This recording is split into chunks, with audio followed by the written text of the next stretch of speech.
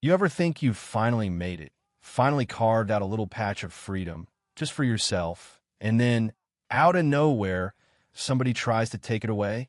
I thought I'd left all that behind.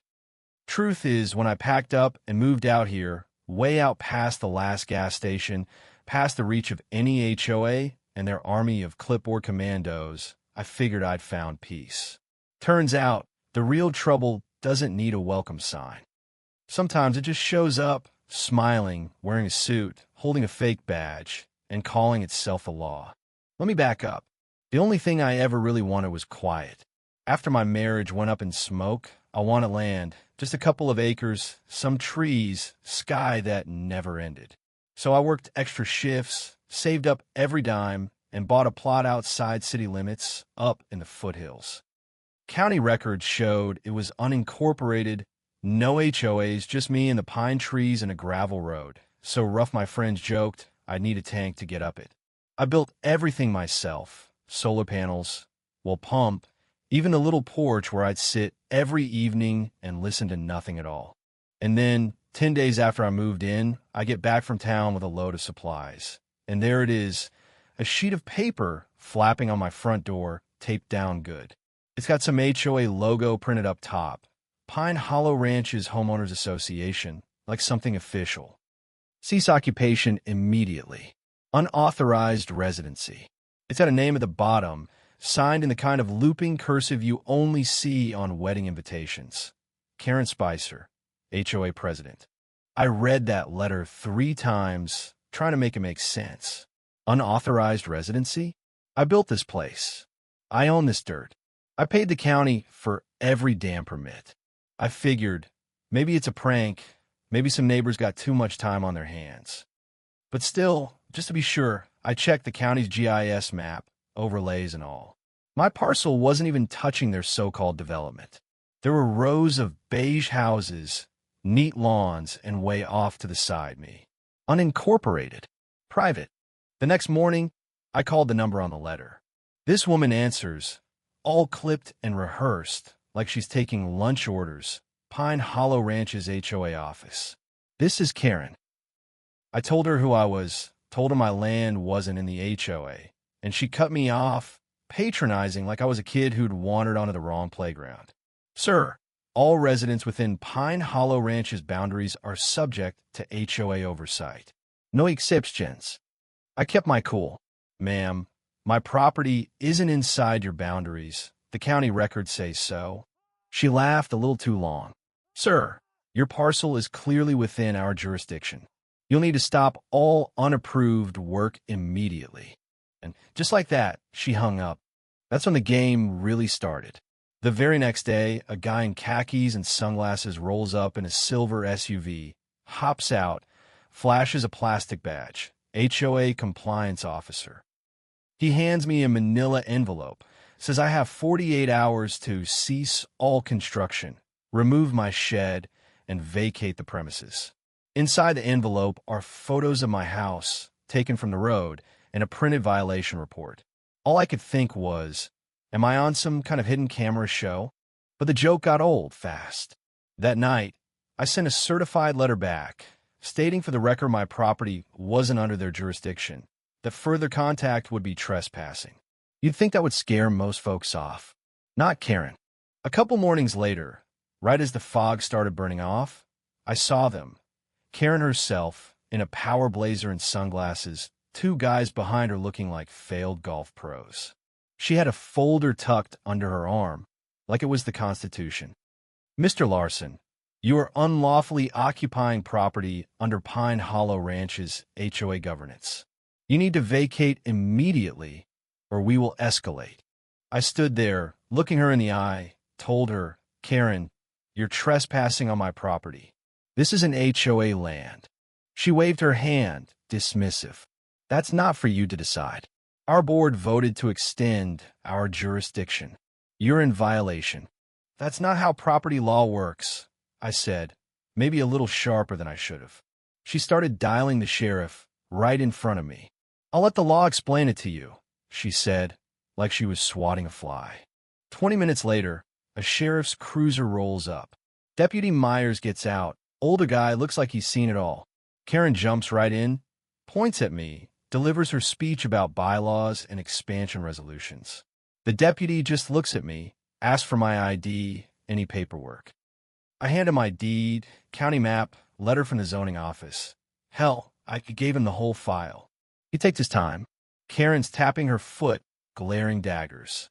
He comes back, sighs that long, tired sigh only cops have. Mr. Larson's parcel isn't in the Pine Hollow HOA. You can't vote to annex land you don't own, ma'am. That's not how jurisdiction works. Karen's jaw goes tight. But we voted. Ma'am, you can't just vote to control land that isn't yours. Then he turns to me, asks if Karen and her crew have been here before. I tell him twice, and I've got footage. He shakes his head. I'll be issuing a warning for trespass. You folks need to leave. Now. Karen turns on her heel, marches back to her SUV, her little posse deflated behind her. Myers lingers. Sorry about this. Some folks let a little power go to their heads. Keep your cameras running. For a moment, I thought that'd be the end of it. But if you've ever dealt with people like Karen, you know they don't just go home and forget. They come back meaner. For days later, I step outside with my coffee and find my driveway torn up, gouged deep by heavy tires, rocks everywhere, and painted in big red letters on my fence. Illegal squatter. HOA will remove you. I check the cameras, grainy video, but you can see two figures with shovels and a truck at 3 a.m., one of them snapping a selfie in front of the graffiti. I drive straight to the sheriff's office, file a report, hand over the footage. But then the receptionist asks me, "Are you the guy from Pine Hollow Ranches that the HOA reported? The unauthorized structure case?" Turns out, Karen had submitted a formal petition to the county to have my lot corrected into the HOA. She attached a blurry map with my parcel boxed in red crayon. Bureaucracy can be just as nasty as a busted mailbox. That night, I call my buddy Tim, who does GIS mapping. He sent me every historical parcel map, zoning overlay, and aerial shot he could dig up. Every single one proved what I already knew. My land was never, ever part of the HOA. I made a side-by-side, posted it on the local neighborhood forum. And just like that, the story blew up. Turns out, Karen had been running this scam for years, bullying old folks, sending fake dues demands, forging signatures. My inbox filled with emails from people who'd gotten similar notices. Some had even paid up, scared of being dragged into court. The more I dug, the uglier it got. My mailbox jammed shut with epoxy and a fake mail-forwarding sticker to the HOA's P.O. box. Flyers pinned to my fence, petition signatures faked, including people who swore they never signed a thing. My lawyer, Alexis, saw what was coming. This isn't just trespassing. It's fraud, slander, harassment. We're going for the jugular. We filed for an injunction, a restraining order, a lawsuit naming Karen and the entire Pine Hollow HOA board. Meanwhile, I installed every kind of security you can buy, motion cams, lights, a drone program to orbit if the sensors tripped. It was like living in a war zone. Every time I saw Karen's SUV crawl past my gate, my stomach twisted. But every new act of sabotage, every flyer, every anonymous threat, just more evidence for our case. Then, right as the hearing date was set, Karen made her last, loudest move. Somebody dumped a 6-foot-wide pile of gravel across my driveway. Left a note, private road maintenance by HOA. Stay off our land. She wasn't subtle anymore. But here's the thing, bullies only win if you let him. Alexis took every scrap of evidence, every drone shot, every map, and laid it out in court like a masterclass. Karen tried to spin her web, but the judge didn't blink. He looked over the evidence, the forged signatures, the threats, the damage, and he dropped the hammer. Pine Hollow HOA's claim dissolved. Karen stripped of her real estate license, ordered to pay damages. And, sweetest of all, she got cuffed for fraud right there on her porch.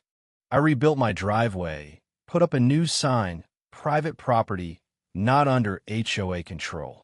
Trespassers will be prosecuted. And you know what? I finally got my peace back.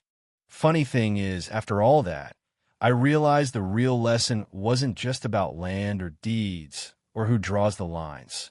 It's about standing your ground when the world tries to convince you you're powerless.